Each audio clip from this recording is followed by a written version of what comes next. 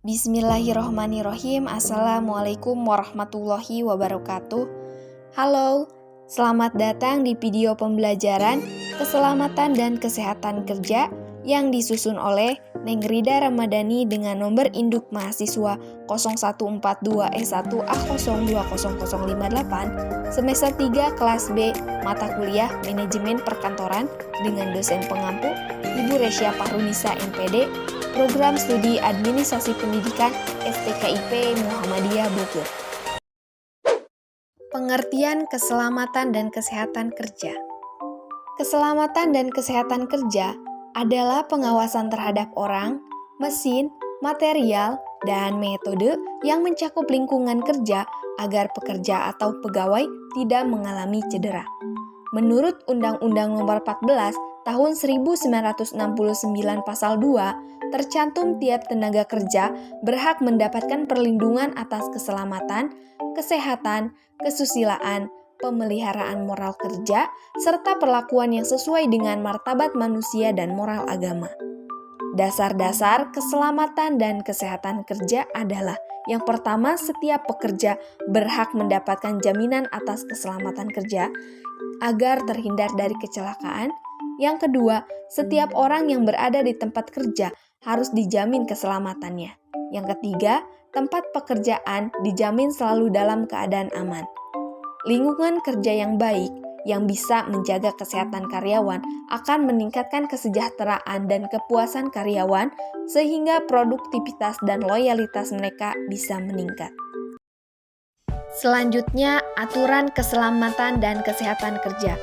Keselamatan dan kesehatan kerja di Indonesia diatur oleh Peraturan Pemerintah Republik Indonesia Nomor 50 Tahun 2012.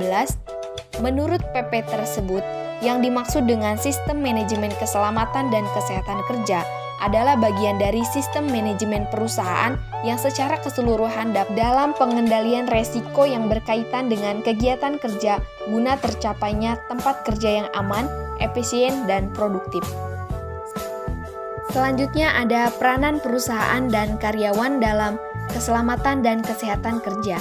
Yang pertama, perusahaan harus memberikan training pada semua karyawan terkait bagaimana mengerjakan pekerjaan dengan benar. Briefing kepada semua tim terkait tentang aturan tersebut juga harus dilakukan secara berkala. Terlebih lagi jika ada aturan baru yang diimplementasikan.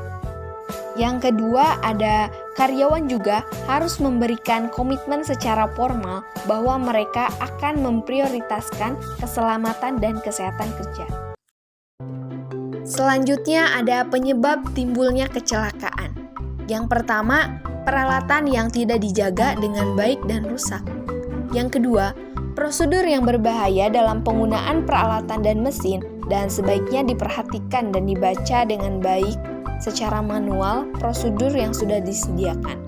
Yang ketiga, penyimpanan barang di tempat yang tidak aman, misalnya gudang yang melebihi kapasitas dan rak.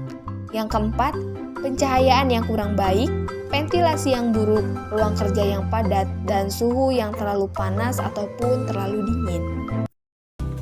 Selanjutnya ada prinsip pencegahan kecelakaan kerja, yaitu yang pertama, pencegahan kecelakaan merupakan bagian yang penting dalam kegiatan pengawasan. Yang kedua, perlu adanya kerjasama antar pihak manajemen, supervisor, dan pekerja dalam mencegah kecelakaan. Yang ketiga, adanya bimbingan dari top manajemen. Yang keempat, ada top manajemen menetapkan kebijaksanaan keselamatan kerja bersama organisasi dari petugas keselamatan kerja. Dan yang kelima, metode kerja yang mengandung manual keselamatan kerja yang diterapkan.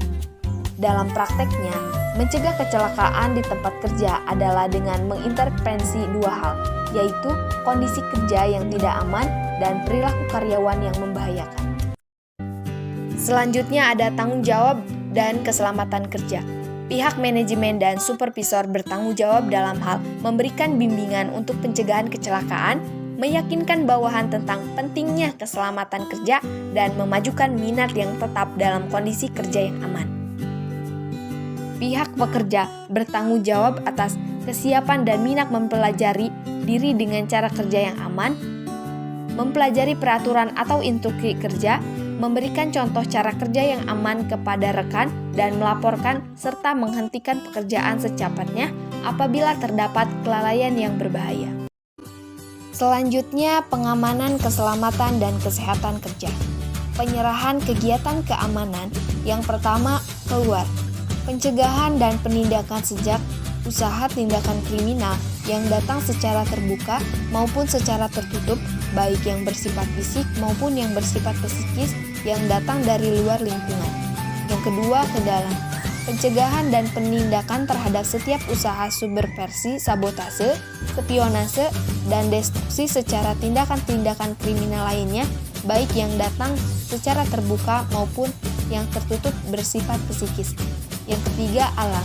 Pencegahan bahaya yang ditimbulkan oleh alam dan melakukan tindakan-tindakan penanggulangan untuk mengatasi akibat-akibat yang dapat ditimbulkan. Thank you for watching everyone. Wassalamualaikum warahmatullahi wabarakatuh.